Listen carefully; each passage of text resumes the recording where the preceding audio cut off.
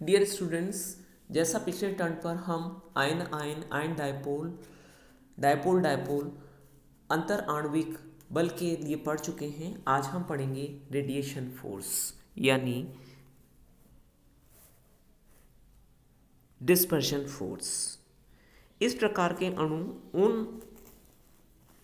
इस प्रकार का बल उन अणुओं के द्वारा प्रदर्शित होता है जिसमें स्थायी द्विआघूर्ण होता है, परंतु कुछ ऐसे भी अपवाद हैं जहां शून्य द्विआघूर्ण उपस्थित होते हुए भी उदासीन अणु आकर्षण बल रखते हैं। इस प्रकार के बल को हम विकर्ण बल कहते हैं। माना कि दो पूर्ण अध्रुवीय परमाणु या अणु हैं जो एक दूसरे के बहुत पास हैं और उनके अंदर जो है वो द्विध्रुव आघूर्ण जो है वो पैदा होता है। एक औसत दूरी पर इलेक्ट्रॉन जो होते हैं वह अभ्रसम्मित या सिमेट्रिकल होते हैं, परंतु किसी भी क्षण अणुओं में इलेक्ट्रॉन का विन्यास असम्मित या असिमेट्रिक हो सकता है। चूंकि द्विध्रुव आघूर्ण रखने वाले अणु इस स्थिति में अपने निकटतम अणुओं की द्विध्रुव से प्रेरित करता है, अतः जिस दिशा में दोनों अणु एक दूसरे को आकर्षित कर सके उस दिशा में ये अणु द्विध्रुव की तरह कार्य करने लगते हैं और इनके अधिकतम ध्रुवता प्रदर्शित करने वालों अणु में यह प्रभाव अधिकतम होता है, जिसकी स्थित ऊर्जा को निम्न समीकरण के द्वारा प्रदर्शित किया जा सकता है 3h mu square mu alpha square upon 4r square. यहाँ पर h जो है वो प्लांक नियतांक है, म्यू ज़ीरो जो है वो दोलन की आवृत्ति है, फ्रीक्वेंसी ऑफ ऑसिलेशन है। अतः इस प्रकार के बल वे बल हैं जो गैस के अणुओं के मध्य वॉन डर वाल्स फोर्स के लिए उत्तरदायित्व होते हैं। अब हम दूसरा फोर्स ले रहे हैं, रिपल्सिव फोर्स, प्रतिकर्षण फोर्स। जब दो अणुओं के परमाणु को एक दूसरे के पास लाया जाता है तो प्रत्येक परमाणु के इलेक्ट्रॉन अभ्र अपने केंद्र को परिरक्षित या शील्ड करते हैं, जिससे उन अणुओं या परमाणुओं के बीच प्रतिकर्षण हो जाता है और अंतरनाभिकीय दूरी इंटरन्यूक्लियर दूरी या डिस्टेंस कम होने से ऊर्जा जो है वो बढ़ जाती है। और ये जो प्रतिकर्षण बल है, इस प्रतिकर्षण बल को निम्न इक्वेशन के द्वारा प्रदर्शित किया जा सकता है, EP is equal to B upon R की पावर n। B और n यहाँ पर स्थिरांक हैं। अधिकांश अणुओं के लिए n का मान जो है वो 12 लिया जाता है। तो इस तरीके से अंतर आणविक फोर्स जो हैं वो रिपल्सिव हो सकते हैं, रेडिएशन हो सकते हैं, आयन आयन हो सकते हैं, आयन डायपोल हो सकते हैं, डायपोल डायपोल हो सकते हैं। तो ये जो होते हैं वो द्रव के अणुओं के मध्य कार्य करते हैं। अब नेक्स्ट हम ले रहे हैं किस तरीके से हम ठोस, द्रव और गैस में संरचनात्मक विभेद जो है वो अंतर जो है वो किस तरीके से कर सकते हैं।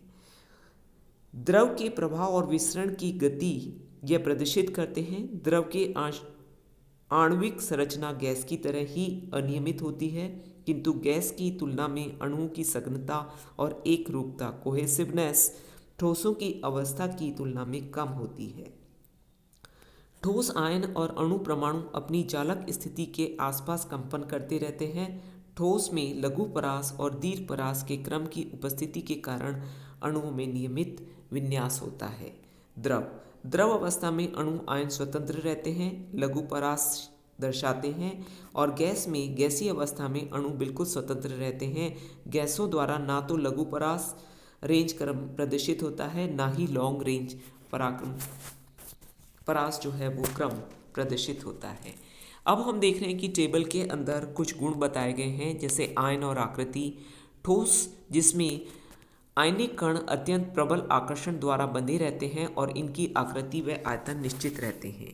द्रव में इनके अणुओं के मध्य आकर्षण बल ठोस की तुलना में कम होता है, अतः इनका आयतन तो स्थिर रहता है लेकिन आकृति स्थिर नहीं रहती और वे जिस पात्र में डाले जाते हैं उसी के अनुरूप आकार ग्रहण कर लेते हैं। ठोस इनमें अवयवी कणों के मध्य अत्यंत ही दुर्लभ आकर्षण होता है, अतः इसमें आयतन और आकृति दोनों ही निश्चित नहीं रहती। दूसरा हम गुण ले रहे हैं कणों का पैकिंग ऑफ पार्टिकल्स। इसमें अवयवी कण परस्पर इतनी निकटतम पैकिंग में होते हैं कि कणों के मध्य कोई रिक्त स्थान नहीं होता, इस कारण इन्हें संपीड़ितता बिल्कुल नहीं होती।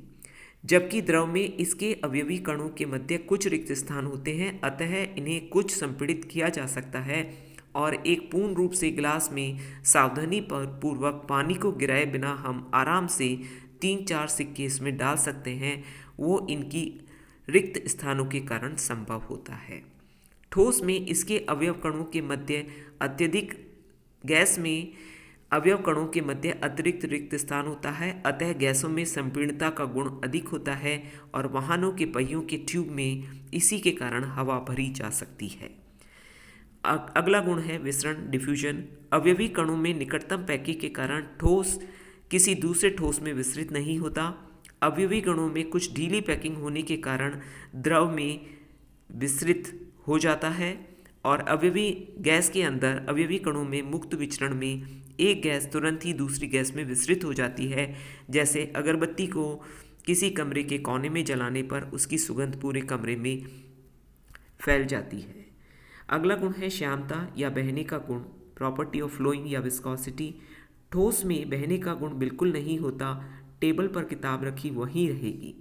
द्रव में ऊपर से नीचे की ओर बहने का गुण होता है, इसी कारण नदियाँ पहाड़ों से मैदानों की ओर बहती हैं।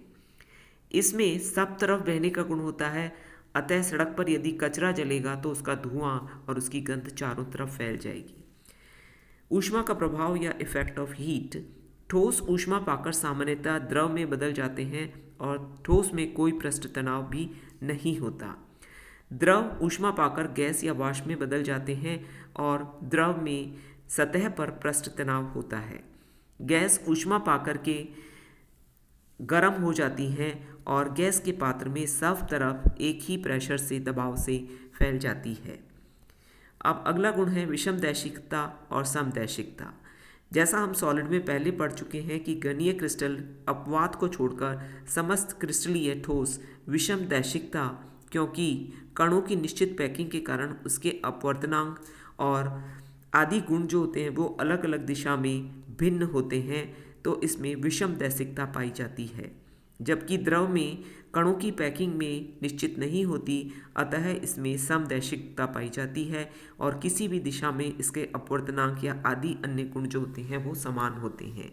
जबकि गैस में इन कणों की पैकिंग की कोई निश्चित पैकिंग नहीं होती, अतः ये सभी समदैशिक होते हैं। तो इन गुणों के द्वारा, कणों की पैकिंग के द्वारा, डिफ्यूजन के द्वारा, विस्कोसिटी के द्वारा, हीट प्रभाव के द्वारा, सरफेस टेंशन के द्वारा और विषमदैशिकता और समदैशिकता गुणों के अंदर के कारण हम द्रव, ठोस और गैस के अंदर अंतर कर सकते हैं। Thank you.